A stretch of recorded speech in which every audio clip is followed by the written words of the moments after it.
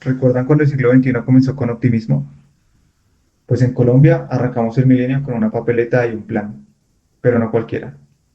La séptima papeleta prometió refundar las reglas del juego con la Constitución del 91.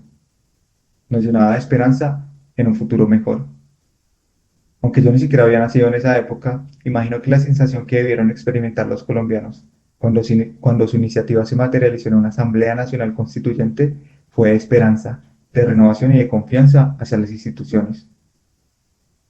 Tal vez se vivió un sentimiento de identidad y cohesión que hoy en día solo parece repetirse con los partidos de la Selección Colombia. Luego llegó el Plan Colombia, con su receta estadounidense de helicópteros y fumigaciones que prometían rebustecer el poder del Estado, alcanzar un mayor desarrollo y conseguir la paz. Mientras algunos celebraban la guerra contra el narcotráfico, otros veían cómo esa guerra empujaba a campesinos de sus tierras y convertía la violencia en un ciclo interminable. El Plan Colombia en realidad era otra herramienta para ejercer el imperialismo norteamericano en la región. Era una época de esperanza, pero también de contradicciones.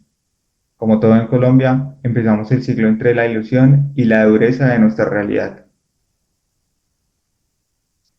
Y entonces llegó la época dorada de las elecciones, bueno, de las reelecciones, como si el país estuviera atrapado en un bucle de Uribe 1.0, Uribe 2.0, Santos 1.0 y adivinen, Santos 2.0. La bandera de la seguridad democrática prometía que podías viajar de Bogotá a Villavicencio sin miedo a que te detuvieran las FARC, pero ese avance tuvo un precio: más gasto militar y más víctimas civiles bajo la sombra de los falsos positivos. Ese progreso de seguridad fue real para algunos, para otros significó desplazamiento, estigmatización y un costo humano que sigue pesando. En 2016, Colombia firma el proceso de paz con las FARC. Parecía que por fin alguien había apagado el fuego de una parrillada que llevaba 50 años ardiendo. Pero, sorpresa, no todos querían bajarle la llama. En el plebiscito por la paz, las noticias falsas hicieron su debut estelar, y el no ganó. A pesar de todo, se firmó el acuerdo. El impacto fue inmenso, pero incompleto. La violencia disminuyó, pero nuevos grupos armados tomaron las rutas del narcotráfico mientras líderes sociales eran asesinados. El acuerdo de paz no solo desmovilizó una guerrilla, también abrió las puertas a nuevas voces políticas. Uno de los actos recordados fue el reconocimiento de la responsabilidad del Estado colombiano en el exterminio de la Unión Patriótica, la cual había revivido como partido político en el 2013, después de décadas de exterminio sistemático. Esa tragedia jamás debió haber ocurrido.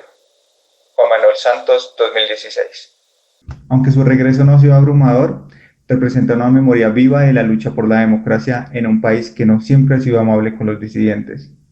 Por otro lado, el Partido Comunes, conformado por excombatientes de las FARC, se convirtió en una novedad en el panorama político, aunque su aceptación ha sido más bien simbólica que popular.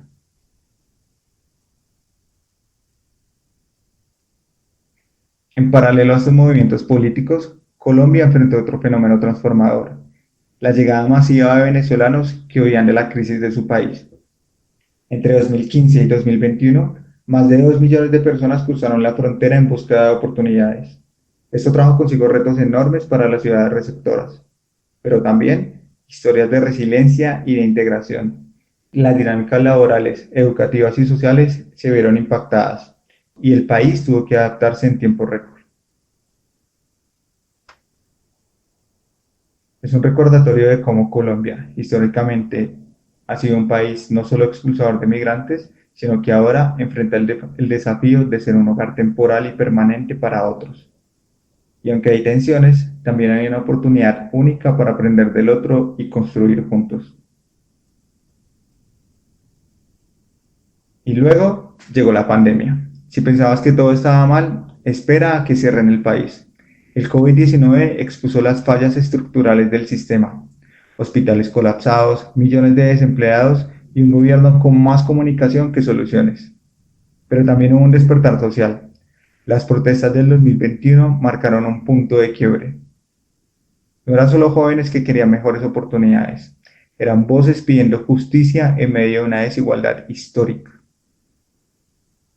Y así llegamos al 2022, cuando el país dio un giro histórico. Gustavo Petro, el primer presidente de izquierda, llegó al poder.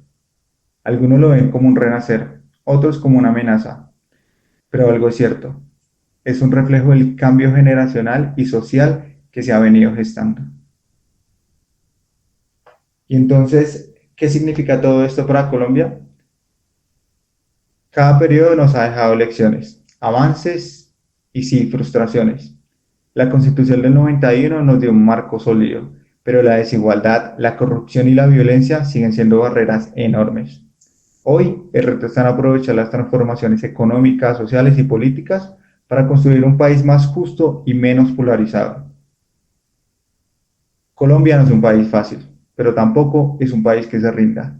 La historia sigue escribiéndose y el final dependerá de si logramos construir un proyecto común donde cada voz cuente y cada vida importe.